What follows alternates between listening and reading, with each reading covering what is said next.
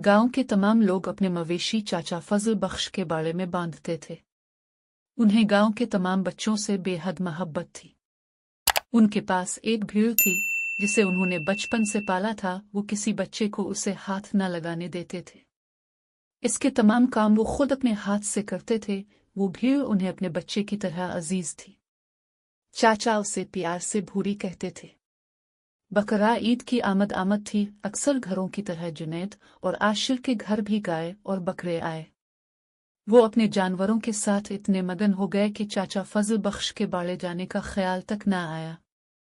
ईद खत्म होते ही दोनों ने बाड़े का रुख किया। चाचा हमेशा की तरह जानवरों की देखभाल में मसरूफ थे। आशिर और जुनैद भी उनकी मदद करवाने लगे। चाचा, भूरी कहाँ है? नजर नहीं आ रही, आशिर ने पूछा। जुनैद ने भी सवालिया नजरों से उन्हें देखा। बेटा, भूरी तो इस वक्त जन्नत की घास खा रही होगी, वो आपको यहाँ कैसे नजर आ सकती है?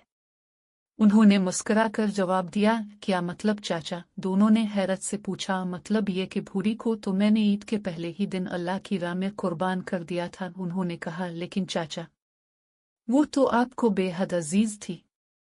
आपने तो उसे इसके बचपन से पाला था ना? आशिर की हैरत अब तक कम न हुई थी। बेटा, यही तो कुर्बानी का असल मफहूम है कि अपनी हर दिल अजीज शय अल्लाह की राह में कुर्बान की जाए। आज कुर्बानी का असल मफहूम दोनों की समझ में आ गया था। अगर आपको हमारी वीडियो अच्छी लगे तो मज़ीद ऐसी वीडियोस की अपडेट्स के लिए हमारे चैनल को सब्सक्राइब करें और बेल आइकन को प्रेस करें। शुक्रिया।